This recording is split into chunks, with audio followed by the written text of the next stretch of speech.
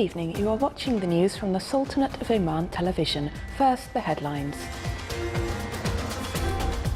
Assigned by His Majesty Sultan Qaboos, His Excellency the Minister of Commerce and Industry leaves for North Korea to take part in the celebration of its 70th founding anniversary. And the UN Special Envoy for Yemen discusses the issue of prisoners, humanitarian access and the reopening of Sana'a Airport with the Yemen Foreign Minister.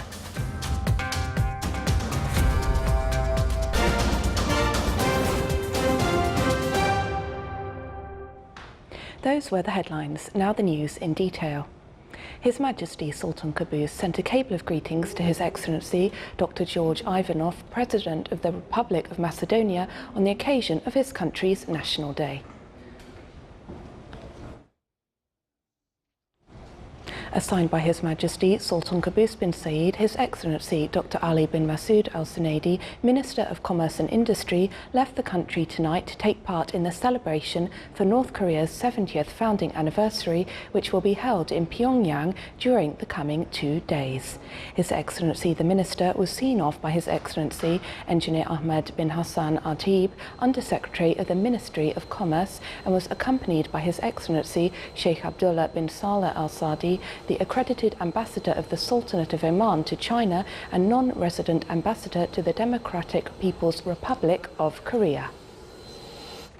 The Ministry of Commerce and Industry ordered the recall of Fuel 95 from some of the fuel stations from the governorates of North Batna and Bareilly as a precautionary measure. Coordination was made between marketing companies and ORPIC to refill these fuel stations with a fresh volume of Fuel 95.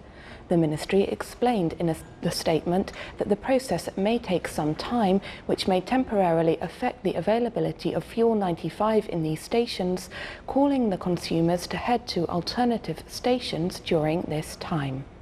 Moreover, the Ministry confirmed that a team of specialists from the Ministry, ORPIC and marketing companies was formed to follow up with the procedures and refill the stations with Fuel 95 as soon as possible.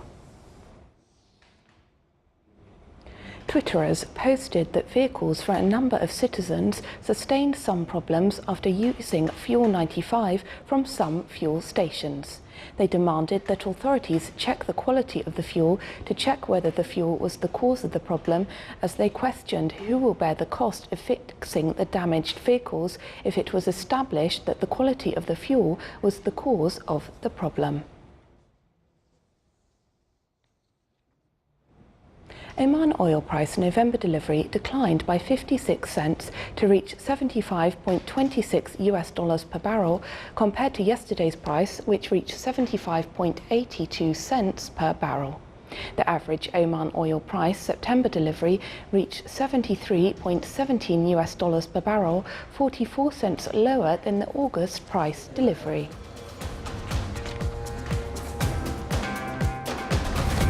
Still to come in our news bulletin. The northern Japanese island of Hokkaido was hit by a powerful earthquake that killed almost 16 people.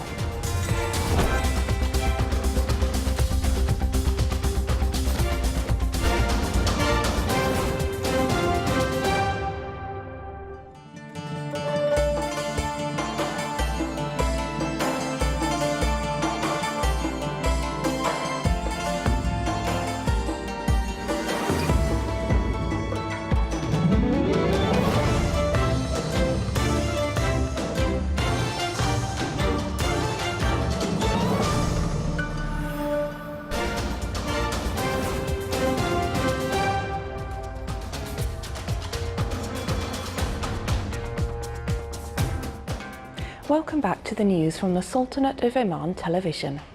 The United Nations Special Envoy for Yemen, Martin Griffiths, has discussed issues including prisoners, humanitarian access and the reopening of Sana'a Airport with Yemeni Foreign Minister Khaled Al-Yamani.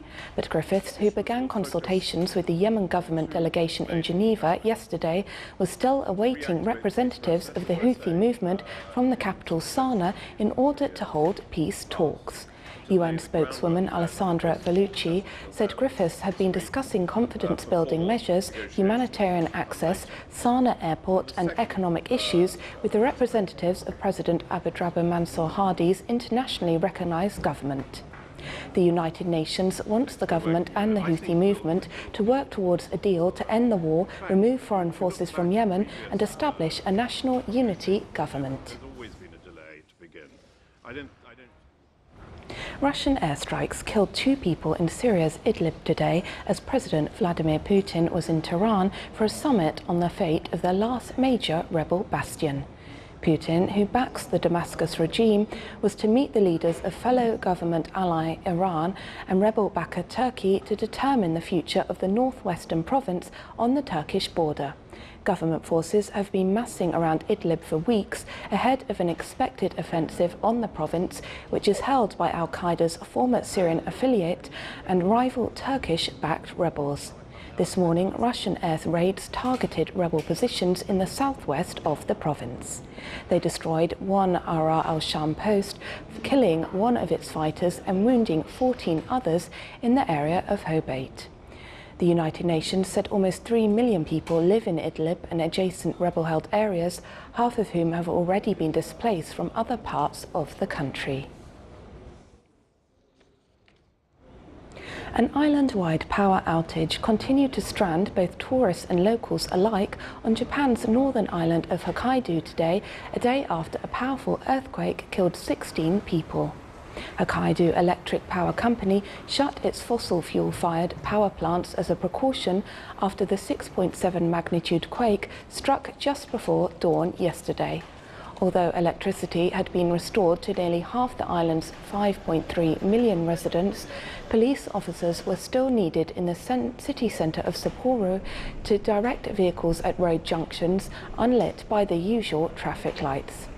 Huge queues were also seen at public offices, where each person was allowed 30 minutes to charge their phone. Even with a fully charged phone, however, getting reception remained difficult as many cellular phone towers across the island were still running on backup generators.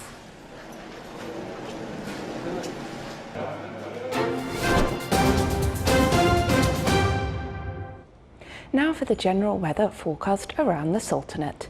Partly cloudy to cloudy skies will prevail over the coastal areas of the Governorate of Dhofar and its nearby mountains, with chances of intermittent drizzle. The rest of the Sultanate will have clear skies with chances of cloud accumulation and scattered rainfall over the Hajar Mountains.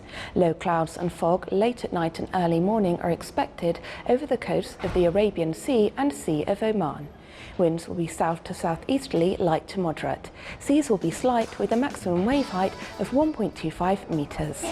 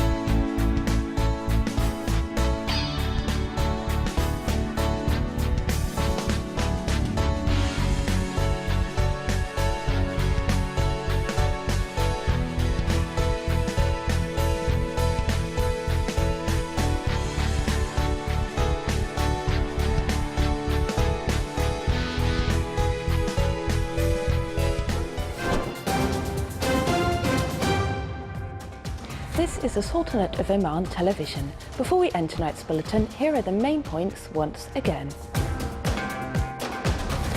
Assigned by His Majesty Sultan Qaboos, His Excellency the Minister of Commerce and Industry leaves for North Korea to take part in the celebration of its 70th founding anniversary.